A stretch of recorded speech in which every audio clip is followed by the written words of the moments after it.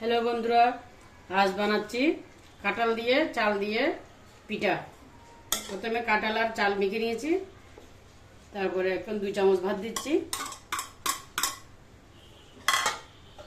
এখন মিটার পানি দিচ্ছি, লবণ দিয়ে আগে মেখেছি।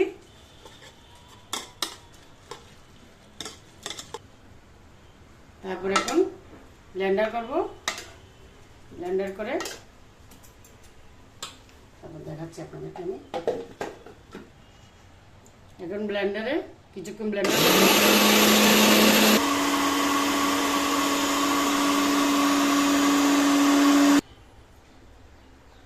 ব্লেন্ড হয়ে গেছে। ব্লেন্ড হওয়ার পর এরকম হবে।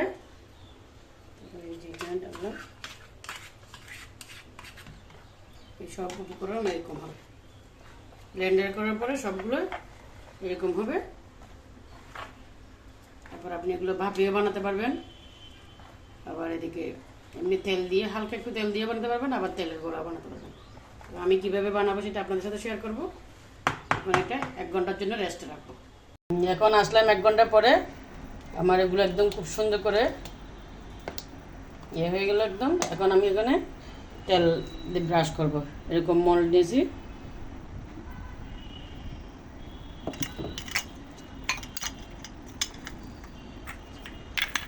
এগুলো আমি ভাপে করতেছি। এরকম 1 চামচ 10 চামচের মতো দেবো, যাতে এগুলো আবার বেশি হয়ে যাবে, ফুলে উঠবে যখন।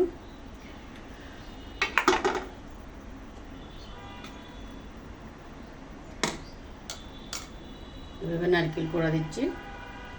আপনারা যদি কিশমিশ বাদাম দিতে চান ওগুলো দিতে পারবেন।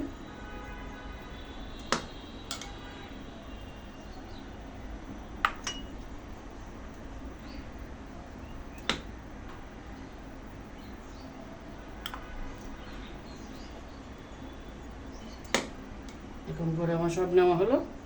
আমি আগে এদিকে গরম পানি বসিয়েছি এরকম, তারপরে এরকম টেয়াতে এখন বাটি দিয়ে দিচ্ছি।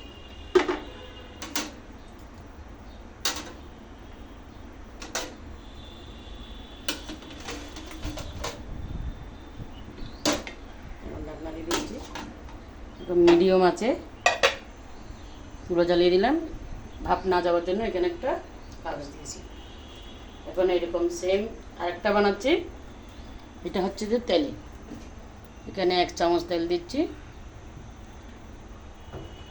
আগে বলেছিলাম কাঁঠালের রস দিয়ে 2-3 রকমের পিঠা বানাতে যায়। আমি একটা ভাপে বানাচ্ছি, একটা তেলের দিয়ে বানাচ্ছি।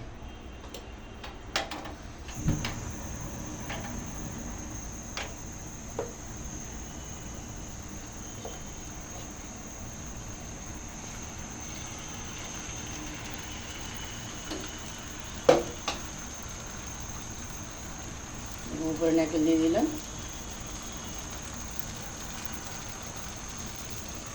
এটাও মৃদু আছে, করতে হবে। হয়ে গেছে অলমোস্ট। এখন আমি নিয়ে নিচ্ছি এই 2 পিঠ এরকম। বাকিগুলো একটু দেখে নিচ্ছি এখন এরকম হয়েছে না, এগুলো একটু হবে একটু। তো এখন আবার আমার ভাপের যেগুলো দিয়েছি ভাপে, এগুলো হয়েছে কিনা দেখতে আসলাম। তো এগুলো হয়ে গেছে, এখন এগুলো নামিয়ে নেব।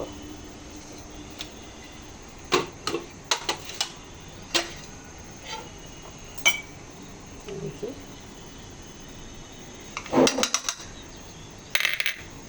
দেখেন খুব সুন্দর করে হয়েছে, একদম নরম তুলতুলে।